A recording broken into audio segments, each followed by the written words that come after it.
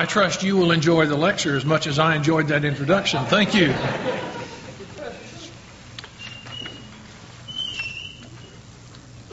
Dr. McCrae, distinguished faculty, honored guests, and most of all, students.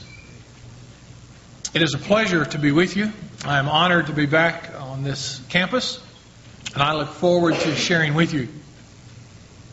I spent my last year at the Menninger Foundation in Topeka, Kansas, as a fellow in religion and psychiatry, where I've attempted to answer some serious questions burning in my own heart about families and about religion and about dealing with trauma and crisis.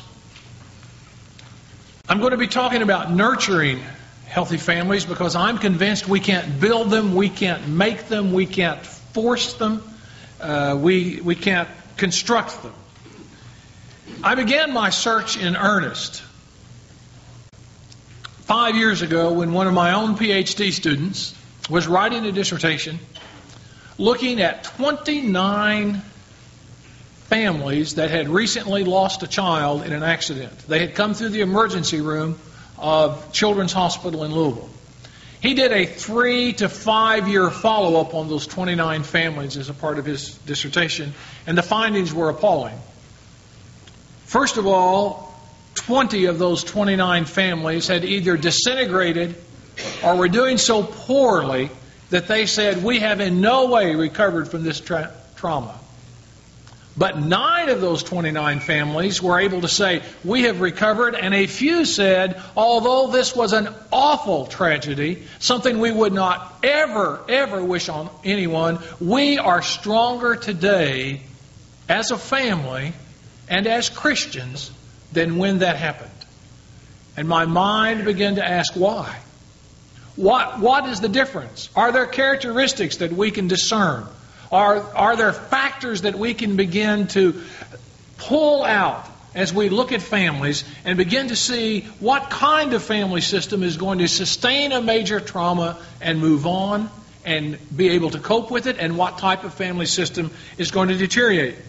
Some of the families that deteriorated had ended in divorce. One or the other of the parents had become addicted to alcohol. There were parental attempts at suicide. The siblings had gone into all kinds of difficulties. Perhaps you know the story where people will say of a family, you know, things were going along fairly well until... And then they'll mention a specific event, and then they'll say, you know, the whole family's been downhill from there. Maybe you felt some of that yourself. And certainly there are traumas where none of us are going to continue unscathed. Well, some families are very short-lived. Others thrive generation after generation after generation. And I would like for us to consider nurturing healthy families. Consider your own family. Or if you were asked in your community or in your church or in your university to select a family that epitomized health, who would you say? A real healthy family. Well, I would like to suggest the McHogg family.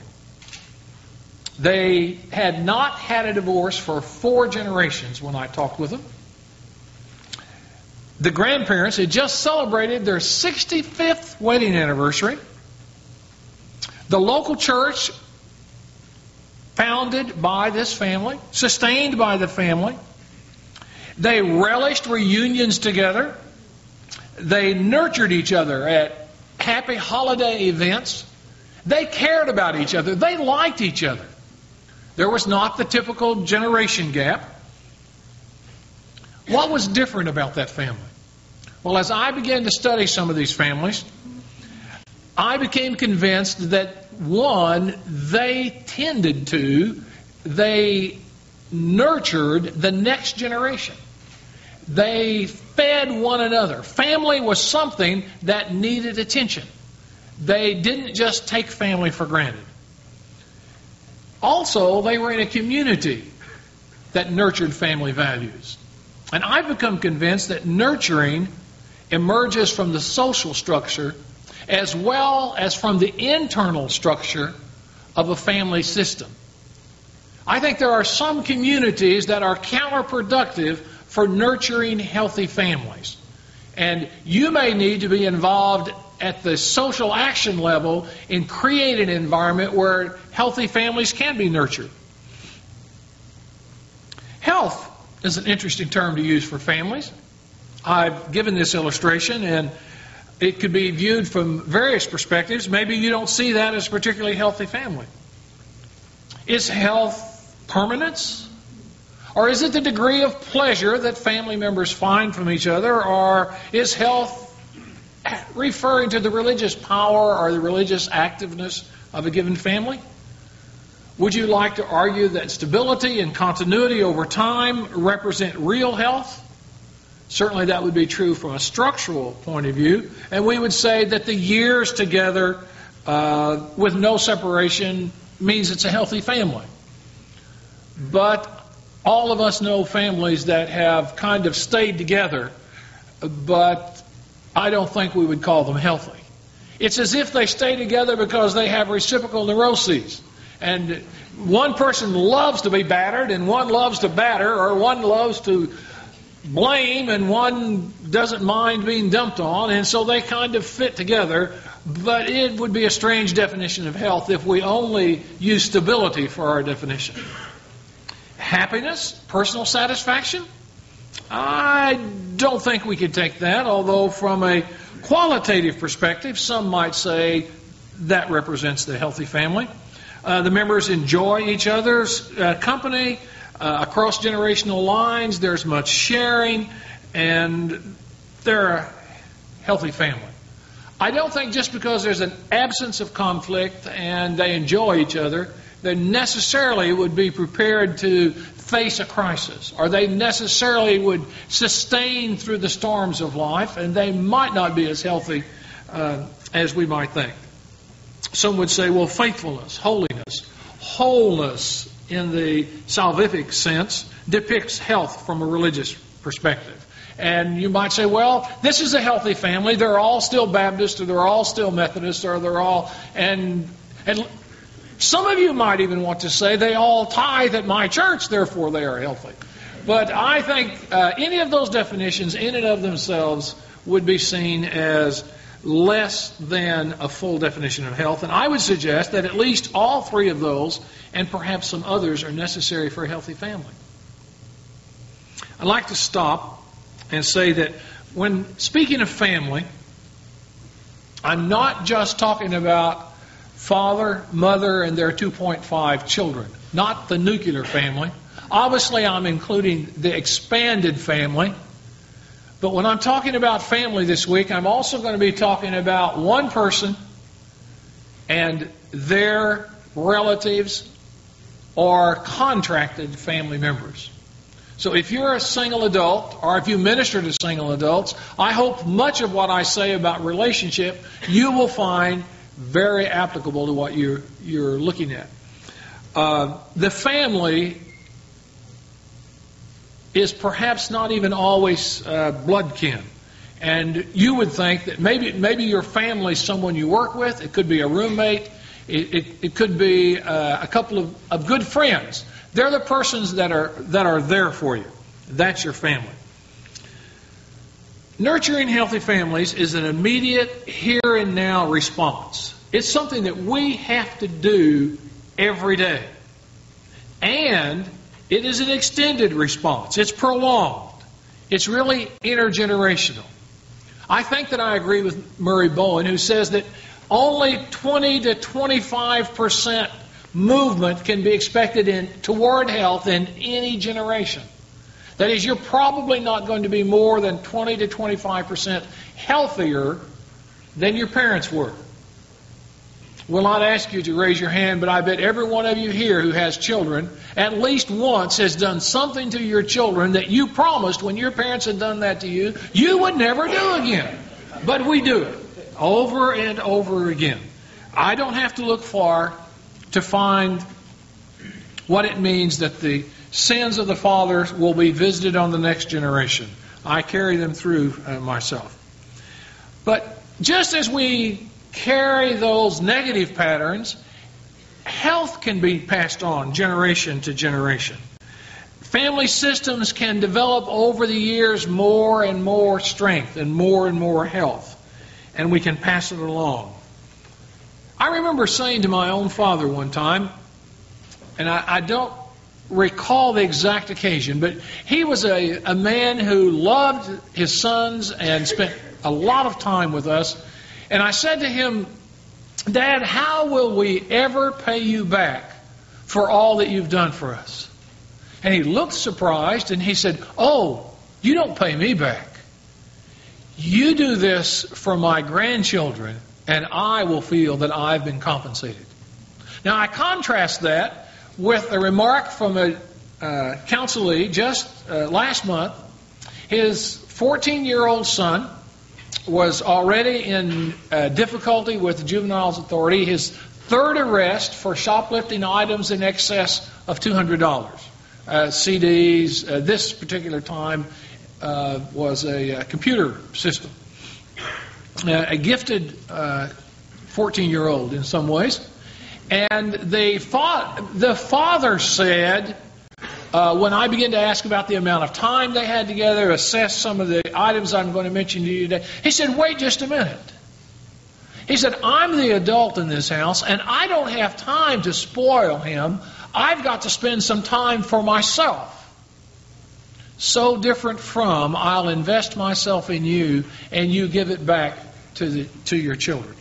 We nurture generation after generation, and then we begin to build sturdy families, robust families, vigorous, resilient, strong, hardy families that stay together in the storms of life. Solid, lively, spirited, not boring, tenacious, honest, just, moral families.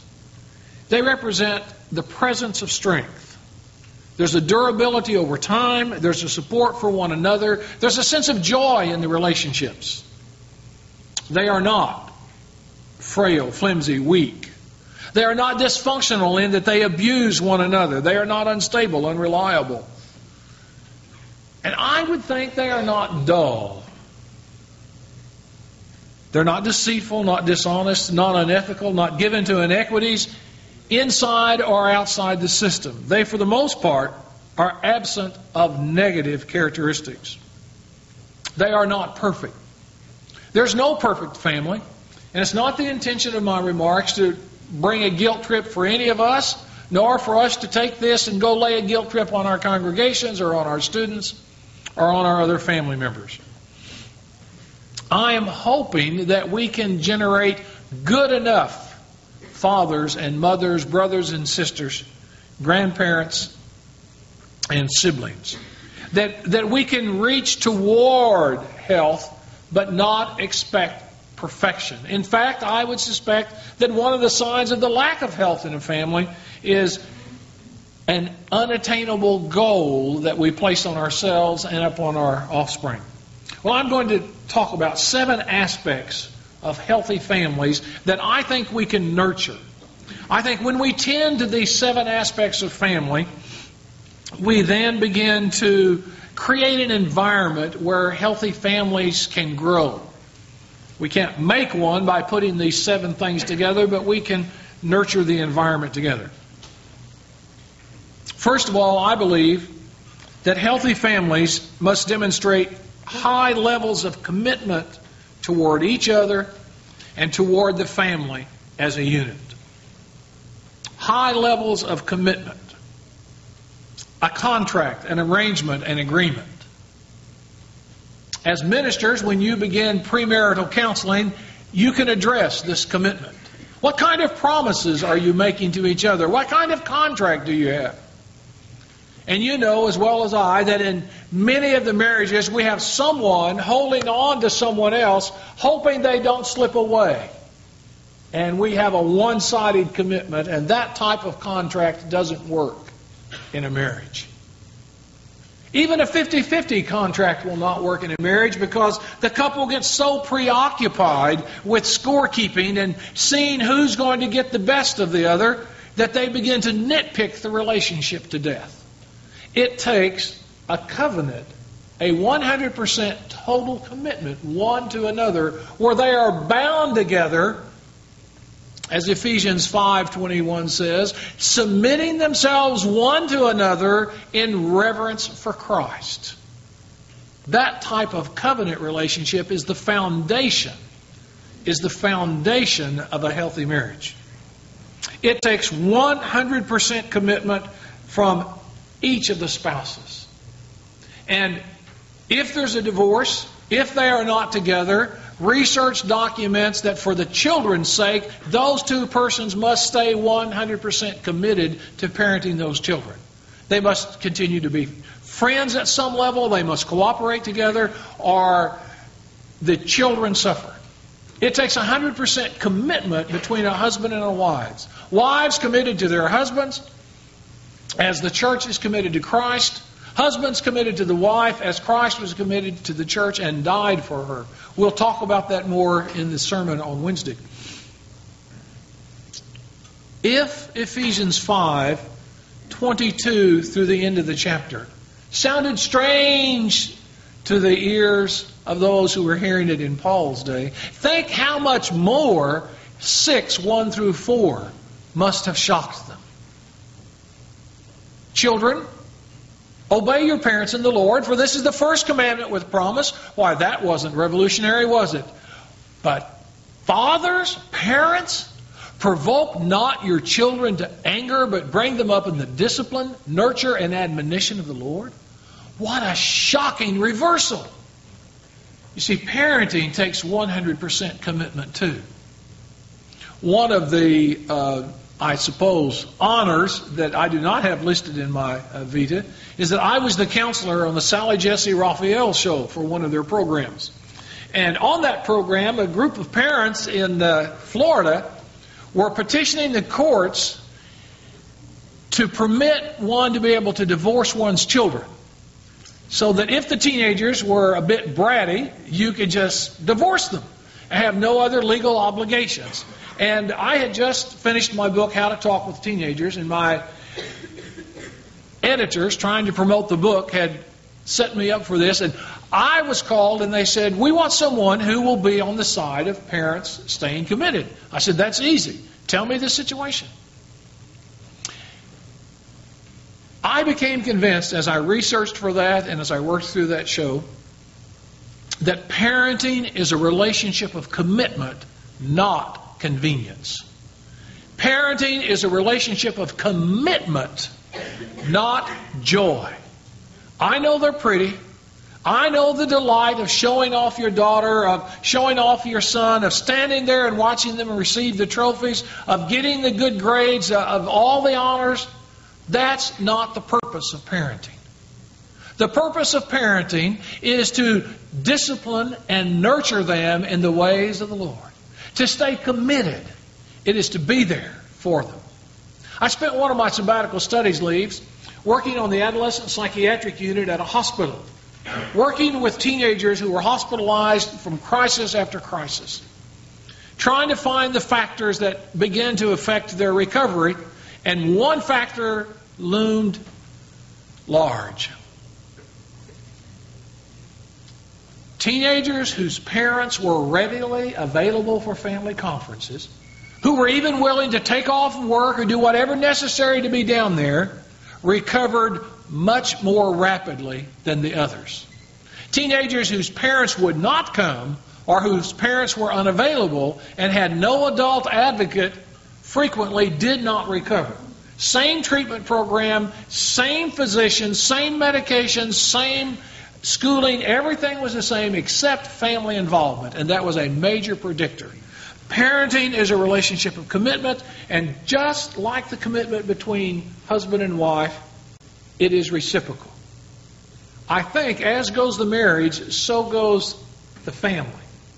As goes the commitment that begins the marriage, so goes the commitment that continues to sustain the children. Commitment grows toward promise keeping, toward devotion, toward covenant. It goes toward two-way promise keeping, and it goes toward living out those promises in the little thing. My son Brock taught me early on that not keeping promises will bring its own reward. The twins loved to play baseball, and I would go across to a large area at the seminary, and each evening during the summer I would pitch and they would hit the ball, and since I had twins, one of the others could chase the ball, and we would spend our time together. Well, one meal, I said to them, we'll play ball as soon as this is over. I received a phone call from a depressed client, went over to the office to talk to them, and as I was going out the door, I said, I'll be back in about an hour. And by the way, Brock, pick up that warm-up jacket. He had left it there in the hallway. Well, I talked to the person, and we were able to get things stabilized, and I had someone who was going to spend the night with her, and everything was okay, and I walked back in ready to play ball, and I got to the hallway, and there's the warm-up jacket. Hadn't been touched. And it just hit me the wrong way. I'm over most of my Scottish temper, but occasionally it comes right back after me, just like my grandfather. And I said, Brock, pick up that jacket. I told you to get that jacket. He looked at me and he said, I changed my mind. Oh, I wasn't in for that. So I said, what do you mean you changed your mind? You obey me. He said, if dads can change their mind about playing ball, why can't I change my mind about picking up the jacket? 7 years old. So I thought quickly and said, well, I did tell you when I would play, and I'm back right at 6:30. When will you pick up the jacket? Allison, he looked at me and he said, in 60 seconds. That's 1 minute, Dad. And we turned and watched the hand of the clock go all the way around. And exactly 1 minute, he ran over, picked up the jacket, put it on the rack where it belonged, and we went out. Commitment is a two-way relationship. Commitment is giving as good as you get and being willing to take what you give. Now, Wade taught me another lesson. I was working on a book, and my wife was away for the evening, and they were around in the house, and I was trying to get them to entertain themselves. They were maybe 8 or 9, and they were throwing a Nerf football in the living room. And I said, we can't do that. You know, you could break a lamp, you could do this. Please don't throw it. You can't go outside. And the next thing I hear the crash, and I run in there, and there's the lamp on the floor. Well, just 2 nights before, they had been doing something, not going to sleep and tickling each other and carrying on. And I had gone into discipline. I said, the next one is going to get a slap on the hand. And sure enough, I heard Brock say something, and I went in and slapped him on the hand. And, oh, Daddy, I'm Wade. I had spanked the wrong twin. They're identical twins. So I said to him, son, I can't take that slap on the hand back. But will you forgive me? I've made a mistake. And he said, oh, I'll forgive you. And then, Andrew, I slapped the other one. Well, I'd forgotten about that, but he hadn't. So I run in there, and there's the lamp, and I said, oh, I told you about that lamp. And he looked up at me, and he said, Daddy, I can't fix the lamp, but will you forgive me?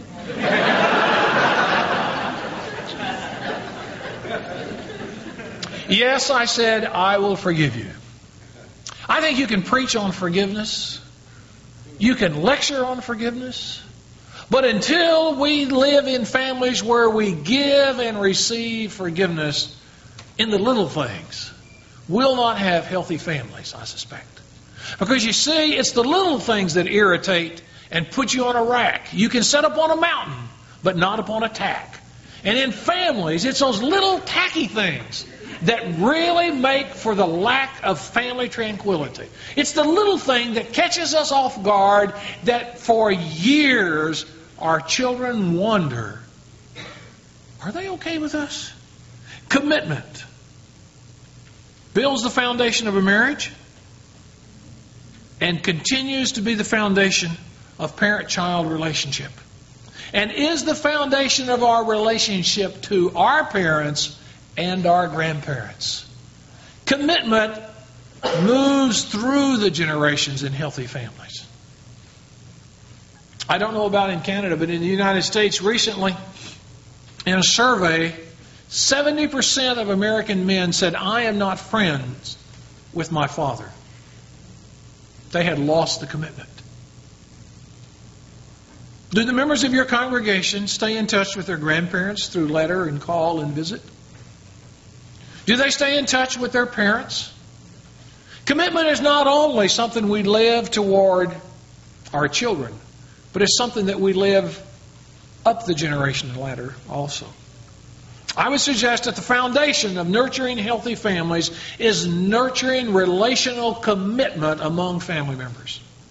The second aspect of healthy family is that healthy families communicate effectively.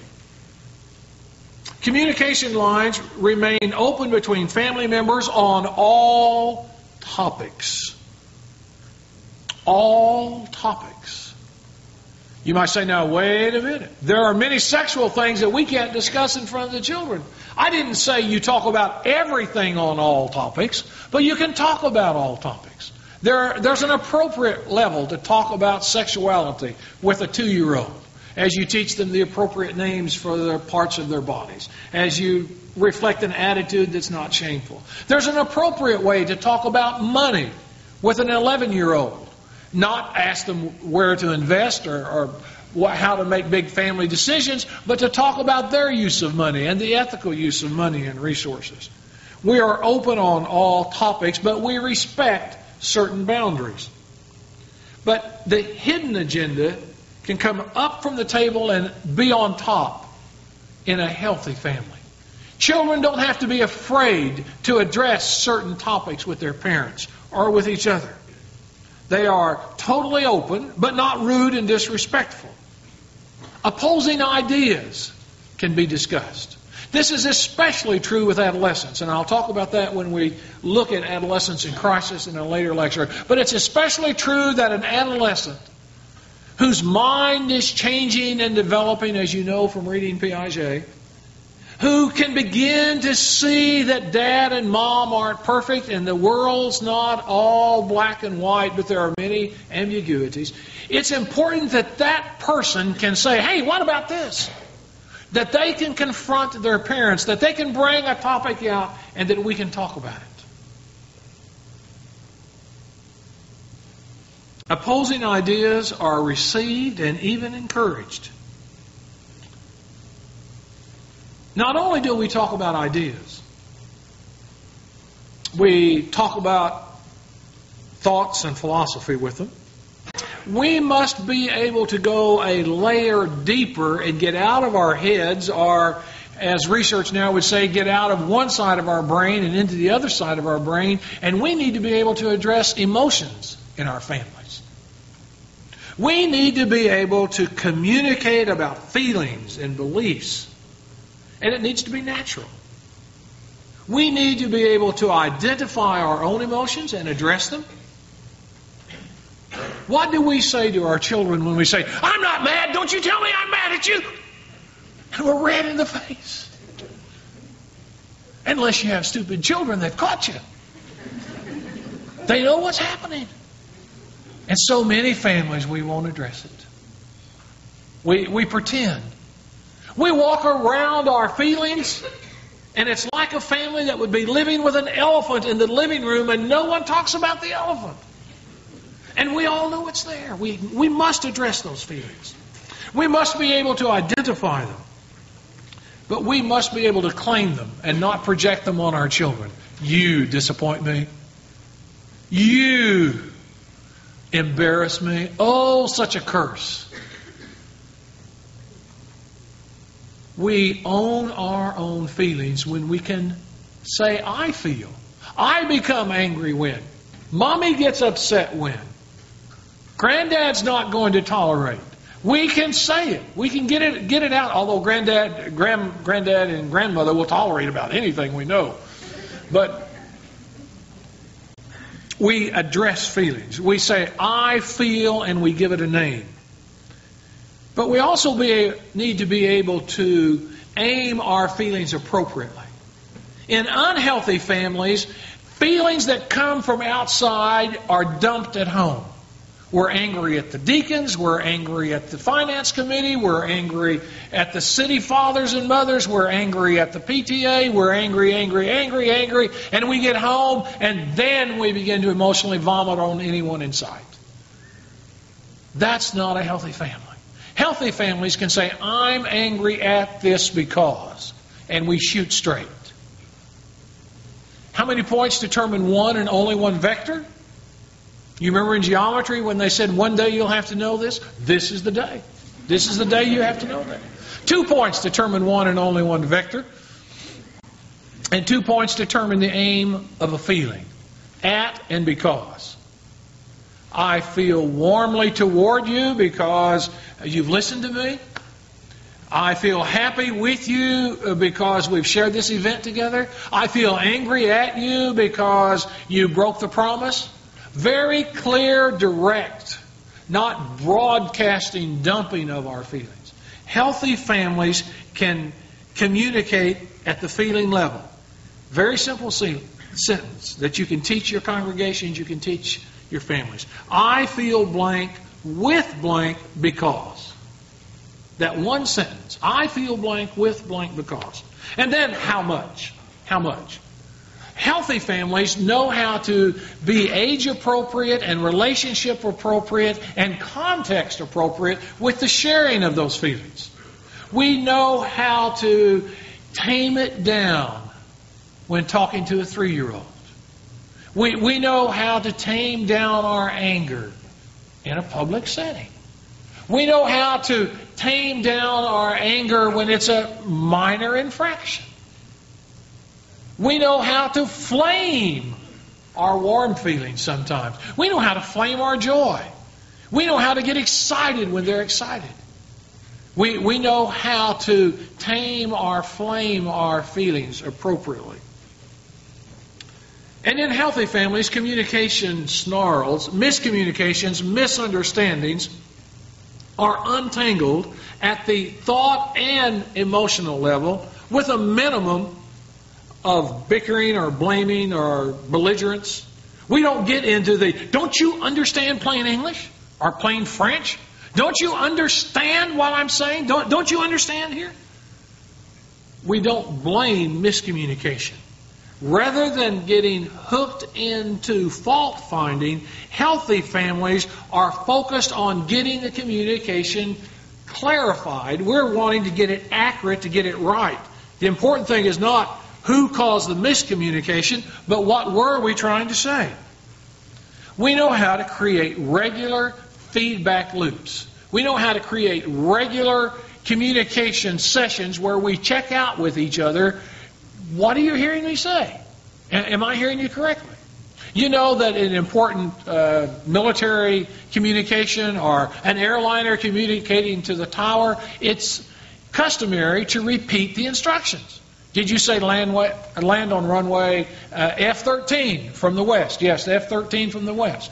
Well, when your teenager is going out the door, that's an important critical time. And you stop them or you say, will you be back at 11 o'clock? Or you will call me if you know where that you clarify it. Don't assume. When father and mother are leaving, you do the same. Healthy families clarify communication. Now, healthy families don't run that in the ground. I mean, you don't expect to get up in the morning and you say, good morning, dear, and your wife says to you, did you say good morning? You know, you learn to communicate. You know when to check it out and when not. In the third place, in addition to having commitments with each other that are characterized by the Christ-church relationship, and communication that is open and effective. In the third place, healthy families resolve internal conflicts and external problems together. All parties are included in the discussion of the predicaments. They solve minor problems before they become major. Time and attention are given to family members who are in a quandary. If a child or a teenager comes and says, to their parents, I have a problem, the parents are never too busy to at least hear the problem. Then they decide if they can deal with it now or at a later time. So many times in counseling, a spouse will come to me and say, you know, my wife's been telling me that this was a problem, but I never dreamed she was ready to leave over it. Or my husband's been, but I didn't dream it was this important to them. Or I'll have someone to say when they're in counseling and one of them says, you know, it really bothers me. The other one says, that's tough. That's your problem. You see, if we're bound together in a covenant relationship, parents and children and grandparents, husbands and wives, brothers and sisters, then when the other family member has a problem, we are pained too. It's like Paul's analogy for the church and the body. If one member of the body is hurting, all of the body responds. And in healthy families, problems are addressed when one family member is hurting. Concerns receive a listening ear, not an indifferent busyness. Chronic busyness, by the way, is sometimes a response to not knowing how to deal with the intimacy in our family. So we let ourselves become chronically busy as an escape from having to deal with these problems at home. Healthy families not only resolve minor problems before they become major, they work out major problems without disrupting the family unit or without scapegoating and dumping on one member. So many times when a family's in a crisis or when a family member's in a crisis, it's a result of one family member receiving most of the toxic waste and the pain for the family system. They start to blame one person. When someone in your congregation tells you, come fix my son, and they drag this poor child into the ear, look at the family as well as the individual. Look at the system as well as the identified patient. Because in unhealthy families, there's a dumping on one person. And if you're around the families very long, you will see it happen. I know a family that in our community first had difficulty with their 19-year-old son. 4 years later, they had difficulty with their 17-year-old daughter. 3 years after that, they had difficulty with their 18-year-old daughter. The system was just changing victims. Healthy families know how to resolve major disruptive crises without dumping on one member. They attack the problem. They do not attack persons. They do not attack each other. They know how to define the issues accurately, to mobilize their internal and external resources, to resolve the problem in some creative way that as an outsider we might call growth, and to move ahead. They know how to define the issues. So many times when a family is defining the problem, it's only defined from one person's perspective. A husband might say, the problem is my wife spends too much money. The wife might say, the problem is my husband doesn't make enough money. And the children might say, the problem is we don't get enough allowance. The problem could well be this family doesn't have a budget and doesn't have control of their finances. No one defined that problem. But they define the problem accurately. They mobilize resources. Then they begin to talk about options. They begin to explore, what if we do this? What if we do that? They solve it together. So that after the crises, they have learned new ways of relating to each other. They have changed. Healthy families resolve conflict together. In the fourth place, healthy families spend quality time together. They make quality family time a priority. They make quality family time a priority. In his book, Confession of a Workaholic, Wayne Oates tells a sad story on himself. He tells of his young son showing up at his secretary's desk, trying to make an appointment. with his father. And saying to the secretary, I want an appointment because people who get these appointments are important because he's always seeing them and not seeing me. Healthy families spend quality time together. They say no to other demands. They say no to some of their preferences. They give up hobbies sometimes. They change their hobbies at other times. They make quality time together. In their book, King, Warrior, Magician, Lover, a book about spirituality and manhood, Moore and Gillette make a rather bold statement. They say that child abusers, rapists, coaches who belittle their star athletes in public, businessmen who take credit for their employees' hard work and advancements, and fathers who have no time to go to their children's activities all have one thing in common. Can you imagine what it would be? They say they are boys pretending to be men. Boys pretending to be men don't have time for their children and expect the mother to raise them. Real men don't lose their masculinity by spending time with their children. Now, I have some rather flaky hobbies besides painting, which I think is pretty respectable. I make up old Chinese proverbs.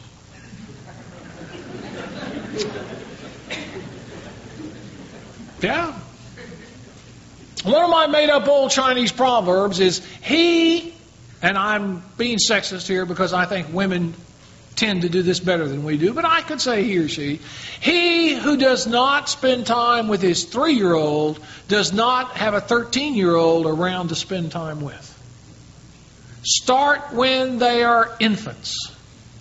Fathers and grandfathers, spend time changing diapers if you want to bond with your children. Don't wait until they come and ask for help with their algebra.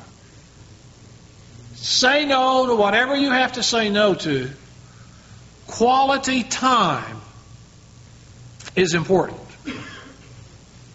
Time together and time apart is mutually defined. I'm not talking about clinging to each other and creating a dependency. Individuality is respected, but time commitments are kept. Time commitments include regular periods of time for each other every day.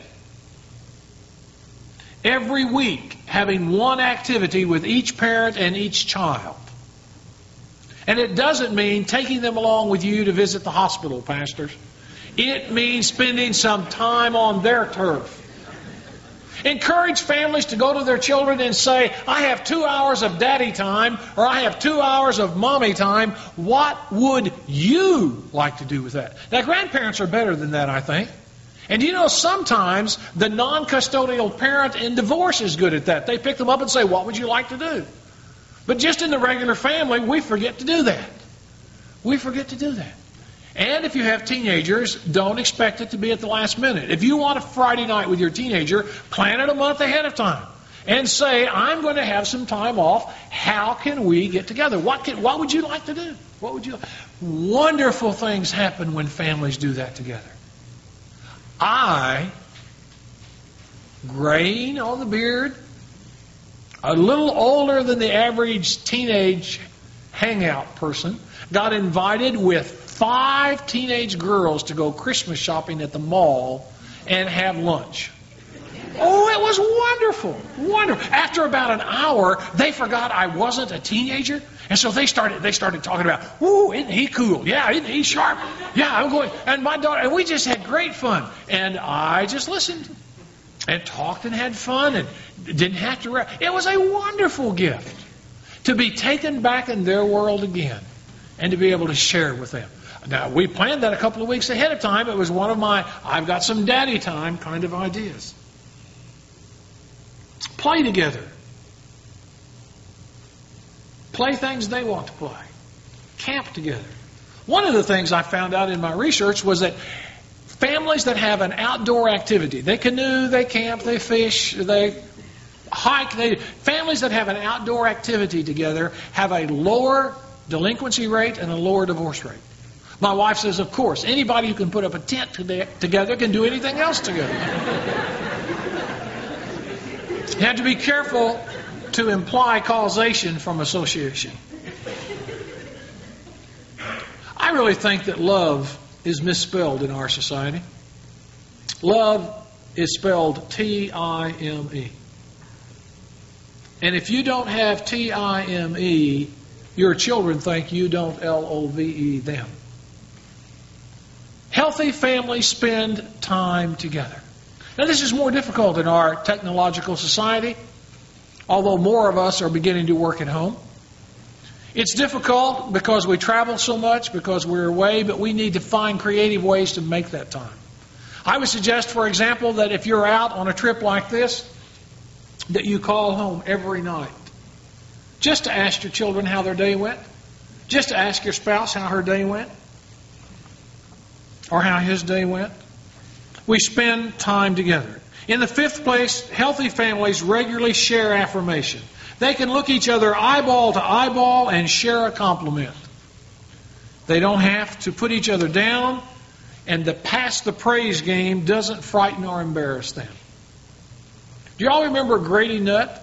He used to be on Hee Haw. He was an American Baptist pastor hero who had 2 master's degrees in counseling and was quite the theologian. But he complained you could never get a church if your name was Nutt. And so he did other things. Grady taught me this game. I call it pass the praise.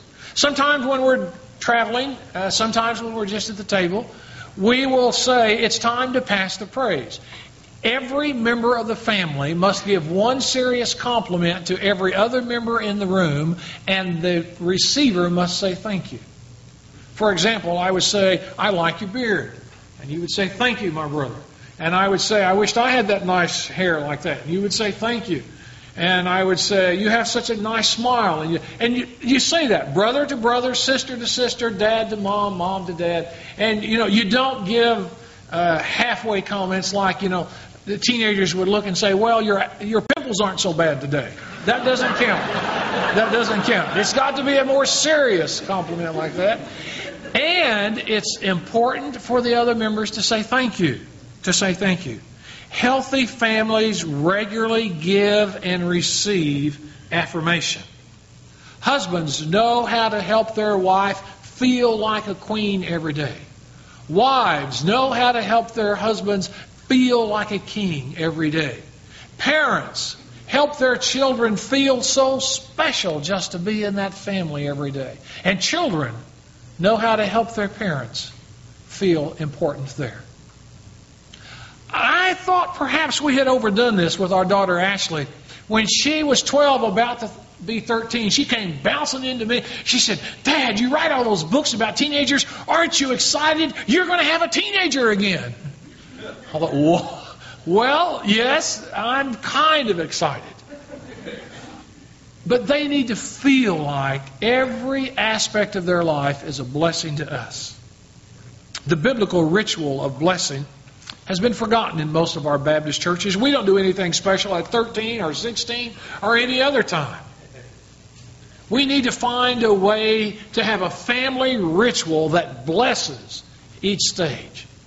Suggest birthdays, anniversaries, special times when we can celebrate together. Healthy families bless the individual even when they're moving away from the family. In the sixth place, healthy families routinely share faith experiences together.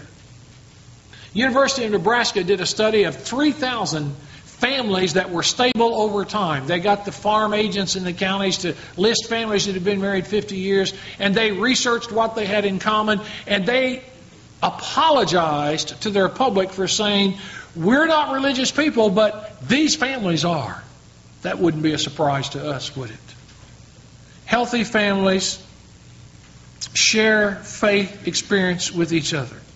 Mutual faith means worshiping together and talking about it. means praying together.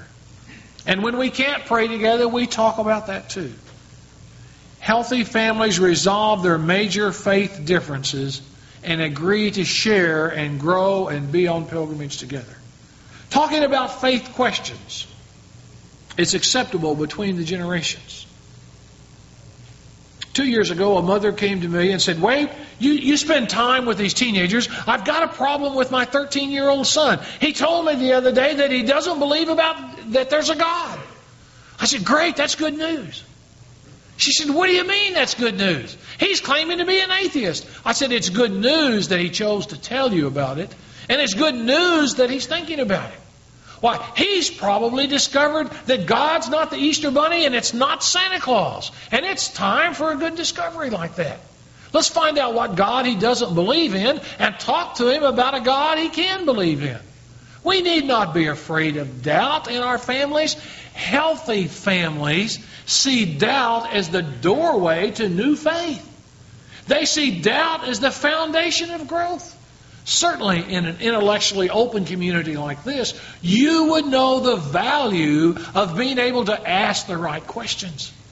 It's true around the family dinner table.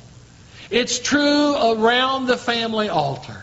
We need to be able to talk about what we believe and what we don't believe.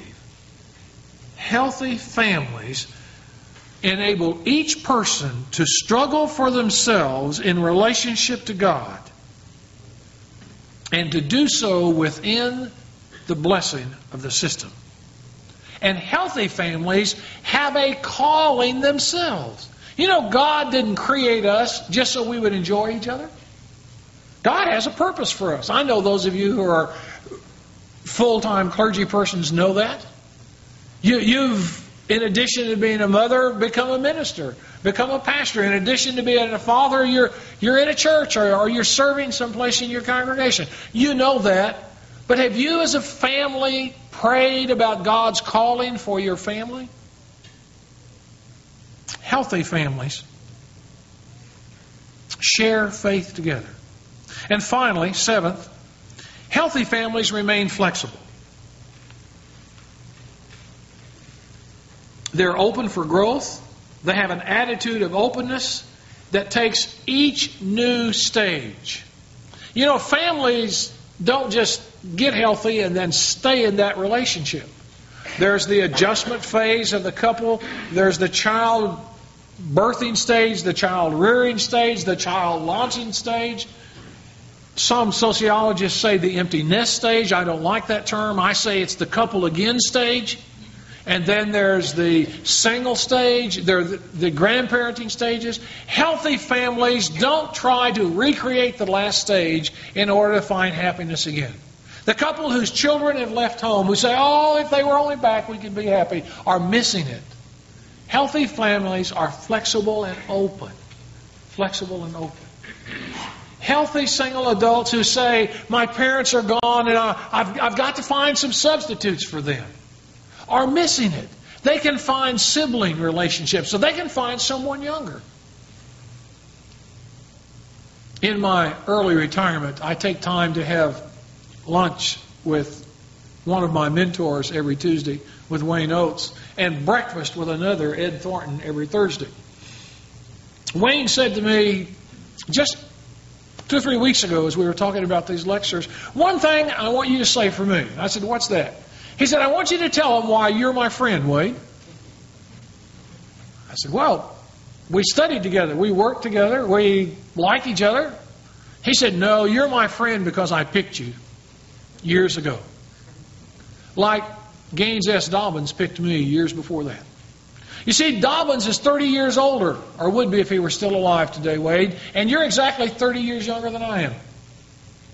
And Dobbins said to me, you need to have some friends in every decade beneath you and every decade above you if you want to stay healthy and growing. And he said, you're my 50-ish friend. And he says, you're in trouble if you don't have some friends who are 20 and who are 10 and who are younger. Have some friends in each decade. Healthy families remain open to the future. They don't try to just replicate themselves. Healthy families are neither frozen in time and unchanging, nor ungrounded, try anything that blows across the social scene. Healthy families are flexible, but they don't have an absence of boundaries. The absence of boundaries can be just as dangerous as being too rigid. Healthy families are firm, well-grounded, value-centered, open families to try something new. They have flexible ways of relating to each other, of embracing newness. And those traumatized families that I was telling you about, they survive when they can have a whole new paradigm for what it means to be family again. When they can have a whole new dream. When they can let go of the bitterness because they can't have the past again and lean into the future to the unknown, then they survive, and they survive well. Well, in conclusion, I'd like to suggest that we can sustain individuals, families, and society if we learn to sustain our families, and our families will sustain individuals, sustain themselves, and sustain society. Family health is passed from generation to generation to generation. While the sins of the parents may be visited on the children, certainly the health of the family is even more visited on the children and their children and their children. These 7 characteristics or aspects of a healthy family are just a starting point. You will think of many more, and you will discover others in your research. I invite you not only to study them, but to nurture them in your families first, in your church family, in your community, in your society, in your nation, in your world. Your actions can nurture whole, healthy families. You might now be creating the environment not for the 21st century, but for the 22nd century children. Because for many, many generations, it will pass down. Have a picture of the old Scot, James Rowatt. 1867, he and his brother took passage from Scotland. Over 100 years ago, so that his descendants might have a better chance at a life. Obviously, had he not taken that risk, 2 decades later, I would not be here. I am grateful for his openness to the future. I wonder who will be grateful to you 120 years from now.